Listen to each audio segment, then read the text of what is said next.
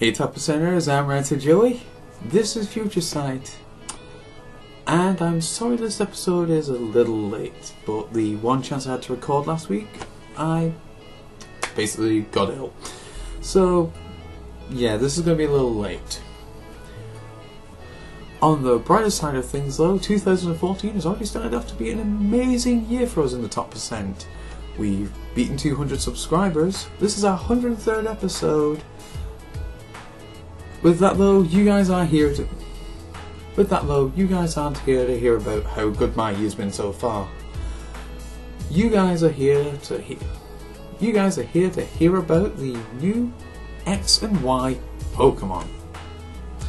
So let's get started, and we'll go straight in with our two Megas, Mega Venusaur and Mega Blastoise. Now as standalone cards, these two are absolutely amazing. Huge hit points, decent attacks, and they're part of a format that can work with them. That being said though, they are Mega Pokemon. The instant you play them from your hand, that's it, that's your turn over. There is no attack that turn for you. It's a case of set up everything, Mega Evolve, your opponent's turn. There's no attack, there's no beach, there's just end your turn right there and then. And I'll be honest, I don't know if that's actually going to make or break these cards at all. As I said, these cards do actually stand up on their own. Their attacks are decent and they have a huge number of hit points. They're also favourable types, with Genesect Virizion being a thing right now. And Blastoise is obviously going to work with Blastoise. That's Blastoise from Boundaries Crossed, not itself. If that makes any sense. But the whole fact that when you Mega Evolve you have to end your turn, I don't know if that's going to actually affect these cards and make them basically unplayable. Well, I don't want to say up. I don't know if it's going to make these cards less than desirable. I don't know if the cost to play the card actually outweighs how useful it is. Losing that turn might mean that you could effectively lose your Mega. That being said, my uncertainty is coming from the whole fact that I've not seen these cards in play yet. None of us have. So we don't know how they're actually performing, we don't know how they actually play out. That being said though, with these being our first Megas, you know for a fact that the Megas that come after them are going to be bigger, they're going to be better, they're going to make these cards look subpar. It's always the case whenever we get a new mechanic. Whenever they hand us this new mechanic, they'll say, okay, here's some guys that work with it, here's some poster boys for the mechanic, and then a set or so in, they'll release something within the mechanic that's bust in comparison. So if at any point they turn around and say, here's a Mega Pokemon with an attack for 1 or 2 energy, it's still got the huge hit points, but here it is attacking for minimal energy and it's doing decent damage for it, or it has an amazing ability, then yeah, this is going to be absolutely amazing. But as it stands, with us only having Mega Venusaur and Mega Blastoise, I don't know how well the mechanic's going to hold up as soon as it's released. Stepping away from the Mega Pokemon, let's actually look at the Pokemon in their individual types. Now, I'm not going to mention all of the Pokemon or we'd be here all day and you really would get sick of the sight of my face and the sound of my voice. But I am going to point out the Pokemon that first stood out to me for one reason or another. Now, just the fact that I'm mentioning certain Pokemon now might not mean that they're the most playable, but it's just the fact that they have stood out to me somehow. So, starting with our grass Pokemon, we have Vivillon. Now, Vivillon has only stood out to me for one reason, and one reason alone. It's the fact that Vivillon has 2 different artworks, which to me is a great shout out to the fact that depending on the region where you actually evolve your Spewpat into a Vivillon, depends on what design you get on Vivillon's wings. It seems that they've gone for this kind of thing with the cards. We've only got 2 of them so far, but to be honest, this is probably one of the few cards that they could probably get away with saying, well, here's a Vivillon line in every set, and there is actually a reason for it. People will probably get annoyed, it's like, oh, here's a Vivillon, here's another Vivillon, here's another Vivillon. But to be honest, it's the whole fact that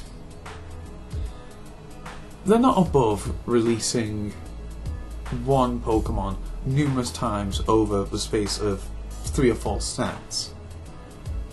Back in Black and White, the first 3 sets, we had a release of the 3 monkeys in each set. So right there, that's a case of, okay, they're in the opening set, that's fine, but 2 sets after that, that's effectively 12 cards wasted on giving us the 3 monkeys, the Simisear, the Simisage and the Simipour. And to be honest, the 3 monkeys, they weren't being released for their mechanic or their little gimmick. And I believe their first release actually did make use of the oath, the whole water oath, well, not oath, fire pledge, water pledge and grass pledge straight away. But the following 2 sets, did we really need the 3 monkeys being released again and then again? No, we didn't.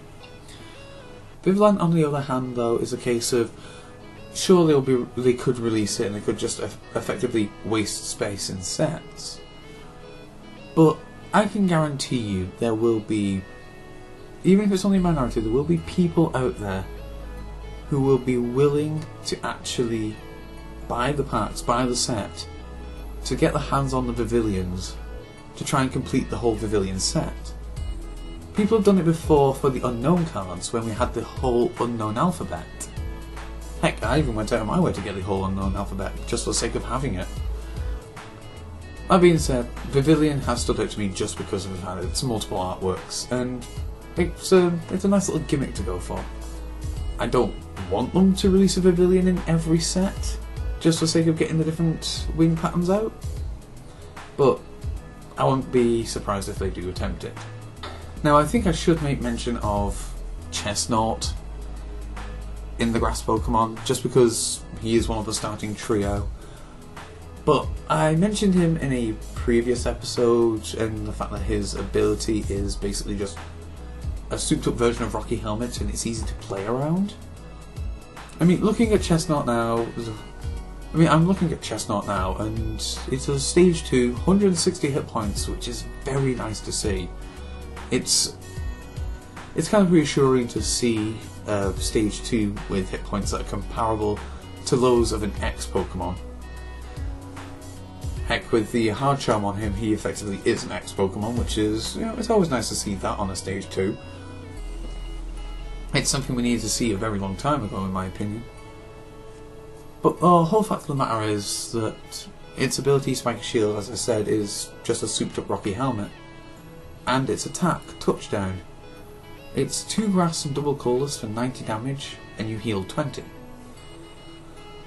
Now, I'm looking at this and I'm thinking, it's not actually a bad attack. If it healed more, or if the energy cost was lower, I'd be all over this. It's a case of, oh, it's 4 energy but it heals, say, 40, or, oh, it's 3 energy and he heals himself, which makes use of those huge hit points, then yeah, I'd be all for it. But to be honest, 4 energy for 90 damage and heal 20, to me it seems pretty lackluster. He could be doing so much more, but it's just, he seems to be happy to just sit there and be mediocre at best. Which is a shame, really, because out of the 3 starters, I think he's actually the worst one, which is a shame. I don't want to be able to actually say, oh well, this one's good, this one's better, and that one's awful. I want to be able to say, here are the 3 starters. They're all quite decent, and they're all good. I don't want to be able to pick favourites out of the 3, but here I am able to say that one's the worst. Oh well. Moving on to our fire Pokemon, we have the ever loved Delphox. Now, as you can probably tell from the tone in my voice, I'm not the biggest fan of Delphox. Mostly because of its physical design. When it was first shown to us, I could not believe that that's what Brazen evolved into. It went from being a small fox to being a sleek humanoid fox to wearing this huge, heavy, unshapely robe. And now, I'm not saying that I wanted it to be the most feminine thing ever. I'm not saying I wanted something that basically rivaled Gardevoir for being a human-shaped Pokemon, even though it's in the Amorphous group. But when Delphox first came out, its physical design was it seemed blocky and heavy, and I didn't like that. It seemed to lose all of its grace. That being said though, here's Delphox in its first card art. The artwork itself, if we get a gander at it. Yeah. The artwork itself is dynamic, and it actually does do something to make Delphox look interesting, which is something that I've never seen with in-game footage of Delphox. It's always seemed quite just happy to stand there and be blocky. At least now they're trying to make it look more dynamic, and you know, props to them, props to Delphox. This is probably the first time I've looked at Delphox and thought, yeah, it's okay. But the real reason that I'm mentioning Delphox isn't the artwork. It's its ability. Mystical Fire. Once during your turn, you can draw until you have 6 cards in your hand. Now that's basically a case of replenish your hand mid-turn without using a supporter. I'm happy with that. It's Magnezone Prime again, and that's one of the key reasons why people have been willing to jump onto Delphox and say, "Oh, Delphox is going to be an amazing card. It's like all this draw power." If fire decks become a big thing at all, yeah, Delphox is going to be huge. I can say that right now. The ability to have a powerful draw engine in one of your bench Pokemon, it's huge on its own. There's no cost for it. It's a case of, do you have less than 6 cards in your hand? Draw until you have 6. And it's once per turn per Delphox. This is a lot like Greninja's Water Shuriken. It's not once per turn, as in you only use the ability once. It's once per turn per Delphox. There's no disclaimer saying you can use this once per turn, but you can only use one of these abilities per turn. It's a case of once per turn per Delphox, you get to replenish your hand. So you can easily just go, there's Fennekin, Red Candy, Delphox. Assume you started with 6 cards in hand, where you just spent 2, draw 2. Oh, I've got Brazen, I'll evolve that into a Delphox. Spend some cards from my hand, draw until I've got 6 again. It's that simple. It's amazing acceleration for the deck, it really is. Also, looking at Delphox's attack, we've got Blaze Ball, which for 3 colourless energy does 50 damage, plus 20 more damage for each fire energy attached to Delphox. So, effectively, it's a fire variant of Keldeo's Sacred Sword.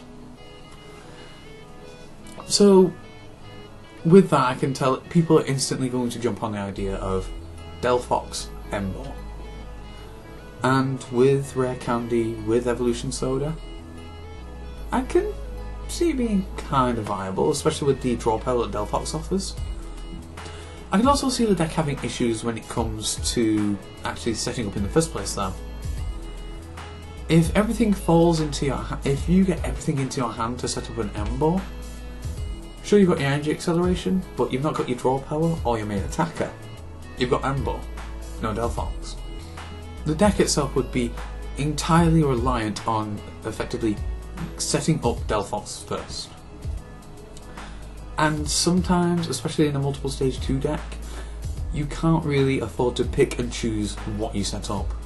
Sometimes you're constantly receiving the cards to just set up one of your stage 2s, but not the other. It'll come into play quite a bit where you'll be in a position where it's a case of, oh, I can set up Ember, I can't set up Delphox though. And if you can't set up the Delphox, you lose your draw engine. Heck, there are times where you could be forced to sacrifice setting up Ember to set up Delphox, and then you don't get the pieces to set up Ember later, which means that your energy acceleration is gone, and your physical damage output is gone as well. That being said, I don't think it's bad. In fact, I think Delphox itself, just for draw power, is amazing. I'm just not 100% sure I'm making it the central focus of the deck just yet. If anything else comes out around it that can make use of its draw power, or we basically get something that's a combination between Ember and Galio, or just something that allows Delphox to get that free retreat, or anything that turns around and says, oh, here's Delphox, it has energy acceleration that isn't another stage 2, then it's going to be huge. I cannot overstate that. But right now, it's a case of get Delphox early, make sure you actually have them. That way, if it ever becomes popular, you've got them. With the release of the set, I can see Delphox being a real investment card. Anything that turns around and says, I make use of having a huge draw engine, Delphox is your guy.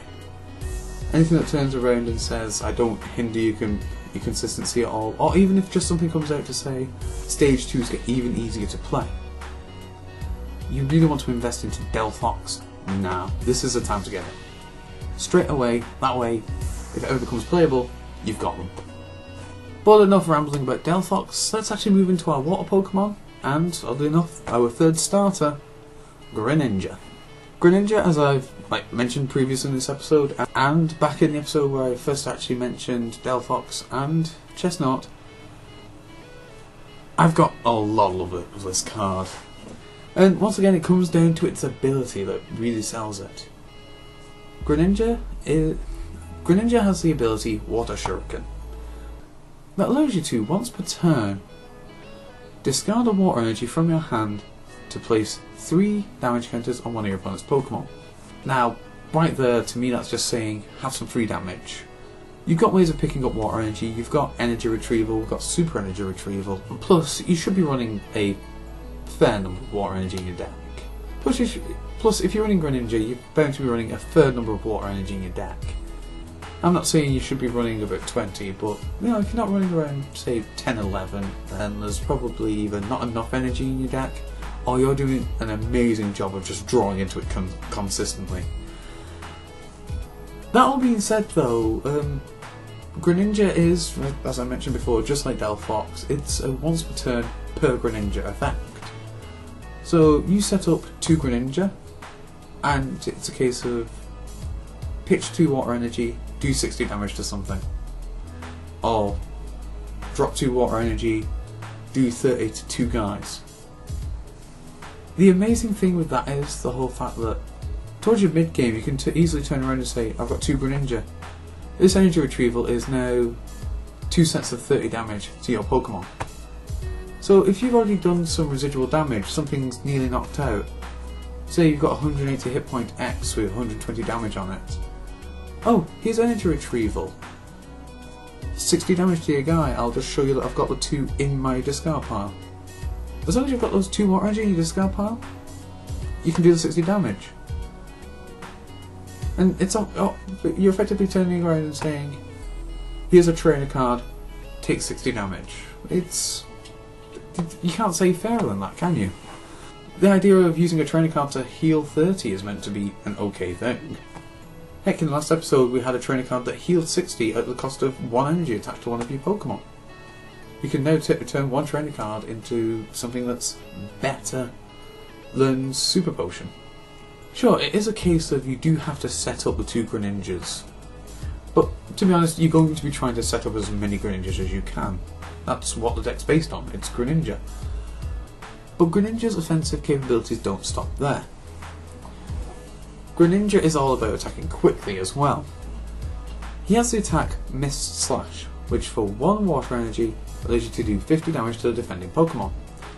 The attack's damage isn't affected by weakness, resistance, or any effects on the active Pokemon. Basically meaning that you're doing at least 50, guaranteed. You put Muscle Band onto Greninja, that's a guaranteed 70. The effects that Greninja ignores will be effects like those of Eviolite and Hard Charm, which buffer for 20. They no longer buffer the damage because Greninja is ignoring them. Any ability that turns around and says a Pokemon can't be damaged by a Pokemon with an ability, Greninja ignores that. Greninja doesn't ignore effects on himself though. So if your opponent has managed to put an effect on Greninja that stops him doing damage, then Greninja won't do damage. The same can be said for items such as Muscle Band. Because the effect is on Greninja, Greninja gets the boost. He doesn't ignore it. He only ignores effects on the opponent's active Pokemon. And to be honest, I think that makes him huge. At the cost of 1 water energy from your hand and 1 water energy attached to him, you're guaranteed to do 80 damage to your opponent's board. If you put it on the active, that's 80 to the active. Or you could do 50 to the active, 30 to something on the bench and set up future KOs. Personally, I think that Greninja has the capability to be quite versatile. I just really hope I'm right with that. We won't know for sure though until we get into the next format. Let's actually move on to our Psychic Pokemon. And let's start the Psychic Pokemon with Trevenant. Now, unlike Gourgeist, I can see Trevin being a much more utility card.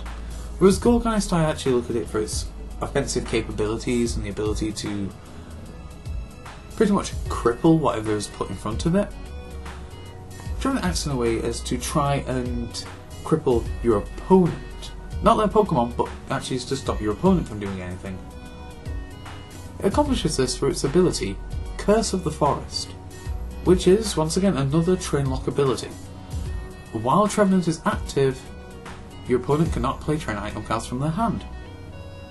Now, the one thing I really want to point out for this card is the whole idea of using it in place of Gothitelle in decks such as Deck and Cover. We've also already seen Gothigore or Excelgore Gothitelle, and to be honest, I could see Trevenant easily taking Gothitelle's place in that deck.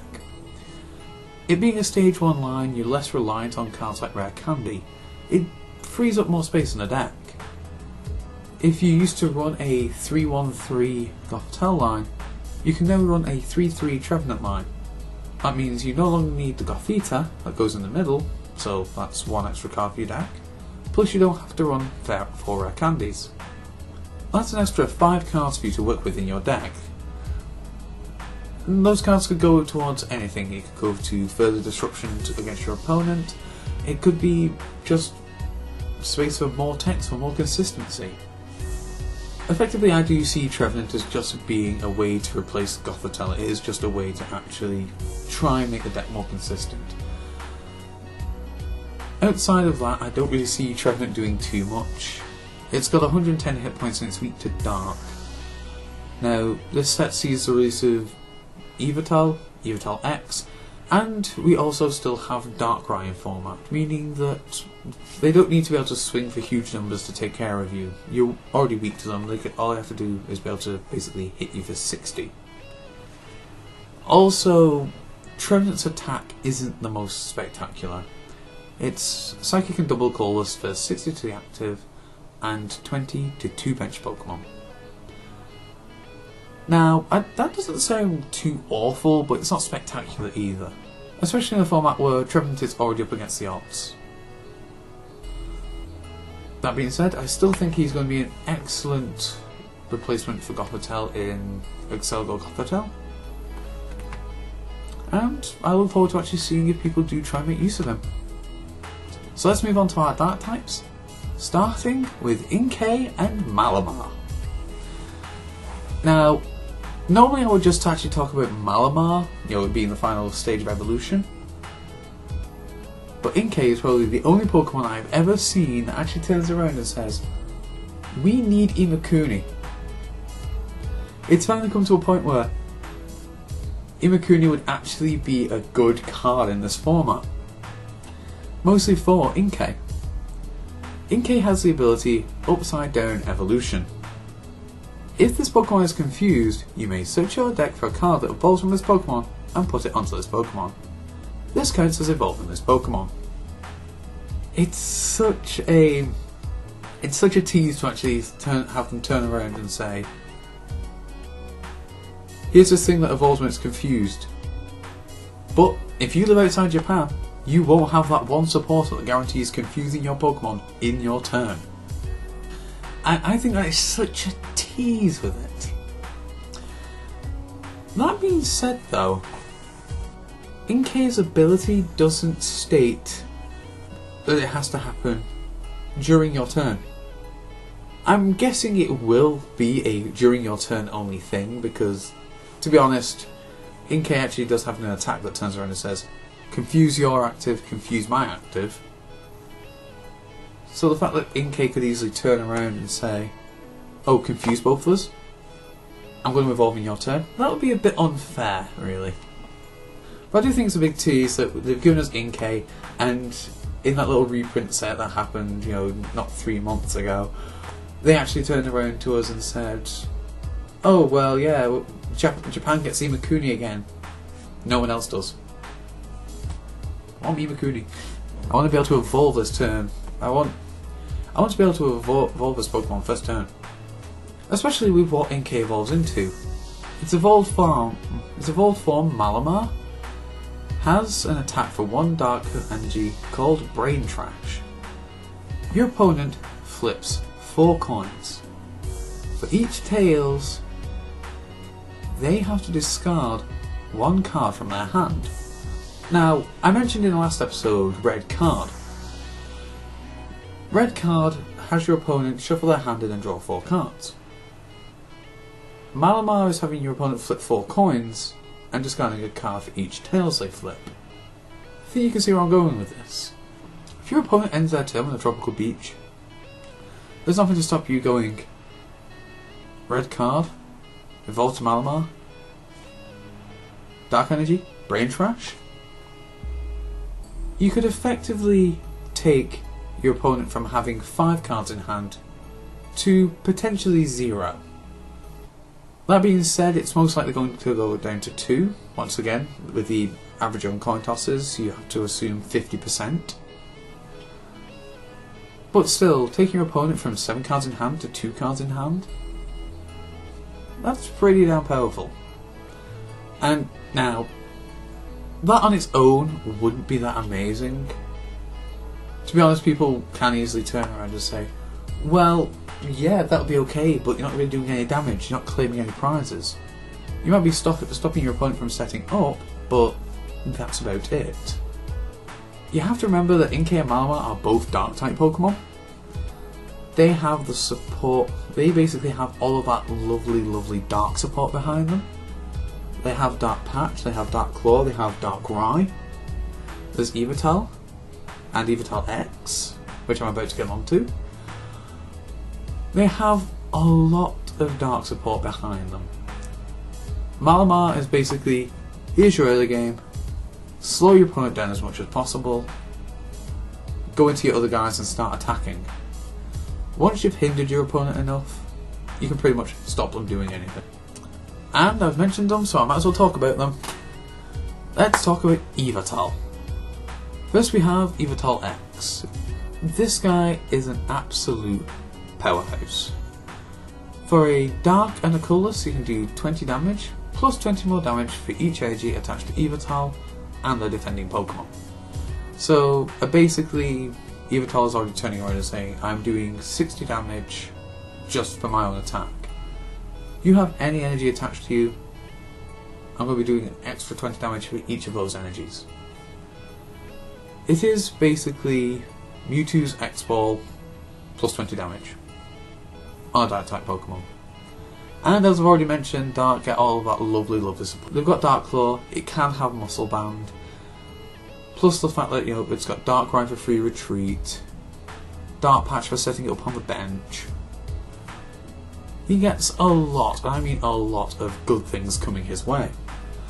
Plus he can potentially stop your opponent from setting up, so all in all, he's got a lot of good stuff going for him. But that's not all Evital gets. eventually we will actually see the release of a standard Evital, which is coming out in a Japanese half deck on January 21st in Japan.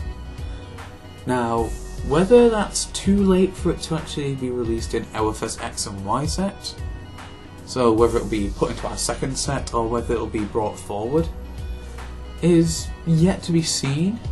I'm not 100% sure on it myself, but either way, we know this card's coming. The standard Evital is a basic with 130 hit points and 2 attacks. The first attack is Death Wing, which for 1 Dark Energy does 30 damage, and you can attach a Dark Energy from a discard pile to one of your benched Pokemon. So basically, Dark Pokemon have got access to another Dark Patch. They have Dark Patch and then they have Death Wing. This effectively means that you can set up for Dark Patch plays without actually needing Dark Patch. Or if you have a Dark Patch, you can get a second Dark Energy into your discard pile. You can get 2 Dark Patches in one turn. It's just more from the discard acceleration for Dark Pokemon. And to be honest, I welcome it. It's very, very nice to see. The Evital's second attack is Dark Blade, which for 2 Dark and a Colourless does 100 damage. Flip a coin. If tails, this Pokemon can't attack during your next turn. I personally, looking at this attack, I'm not ever going to suggest that somebody uses Dark Blade. If you're going to be running the standard Evital, it's going to be mostly Death Wing. Dark Blade is going to be an all or nothing, or a final out, or just something to close off your game. The whole 100 damage, but you might not be able to attack next turn, isn't really worth it for double Dark Colourless. When we still have Darkrai in format, we also have the Evital X in format. So there are a lot of things that could go for the big damage for you. I personally just see Evital as being a setup Pokemon. It isn't something to finish a game off, it's something to start it and to get your energy accelerated. It's your early game poke. With that said, let's actually move on from our Dark Pokemon and into our Steel type Pokemon. And the one Pokemon I really want to look at from our Steel types is Slash. Most notably the defense form Slash. Even though it has less attack output than its attack form counterpart, the defense form Slash to me is just so much more influential. For those who don't know or need reminding, the defense form Slash has the attack King's Shield, which does 50 damage. During your next turn, this Pokemon cannot be damaged by your opponent's attacks. The cost to this is the whole fact that Slash cannot use King's Shield during your next turn. Now, people are most likely going to turn around and say, well, if you can't use King's Shield during your next turn to guarantee the immunity again, you're going to want to run the attack form of Slash, so you can actually attack again next turn. To which I can say, yeah, I can see where you're coming from with that. But Slash can actually use King's Shield again if you use Keldeo. If you actually to use a Pokemon like Keldeo to rush in and then attach something like a Floatstone to free retreat it, when Slash comes from being active Pokemon to going onto your bench, the effect of its last King's Shield is removed, meaning that the immunity is gone, but it's not your opponent's turn anymore. That was last turn. But it also wipes away the fact that you can't use King's Shield. So if you bring Slash to the bench and then bring it back active, you can King's Shield again. Meaning that you can just step forward, say 50 damage. Next turn, rush in, free retreat, King's Shield. Next turn, rush in, free retreat, King's Shield. Slash itself is a one Pokemon wall, and to be honest, people don't try and run this, even if it is just for the lulz of it, I'll be incredibly surprised. And with that, we finally come to our fairy Pokemon, Aromatise and Slurpuff. Now, I'm mentioning both of these together just for the whole fact that they are just screaming out the fact that fairies are getting a lot of support already. I mean, in the form of Slurpuff, they already have their own version of Vivillon X.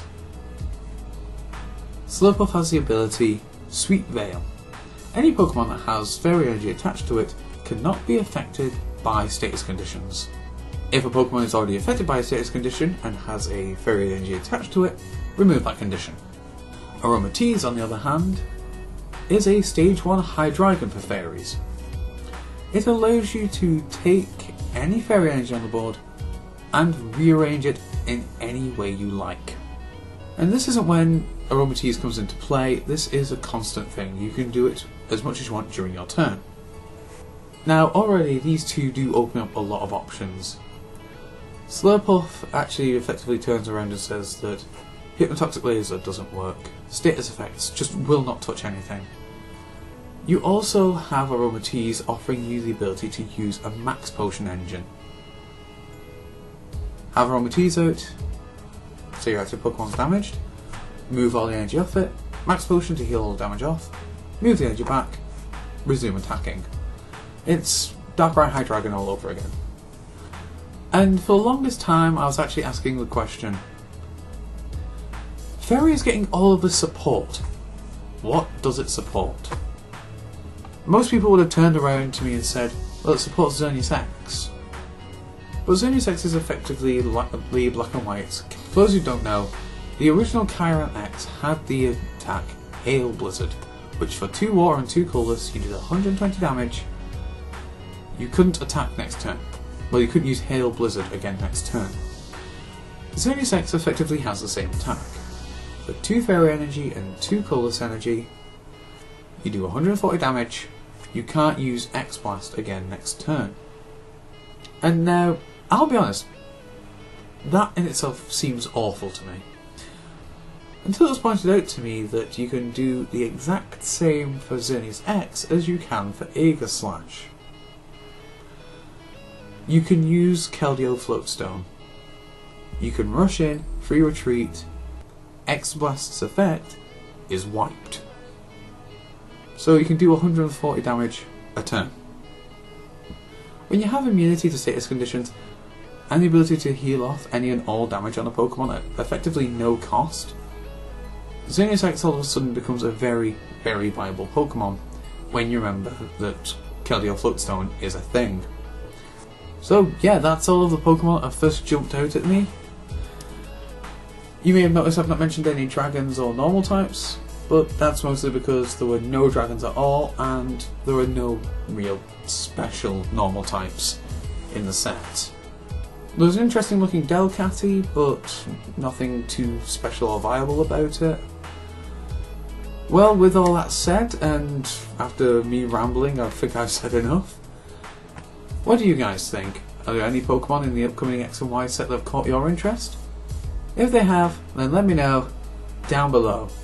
And until next time, I've been Writer Joey. You guys are the top percent. Peace out.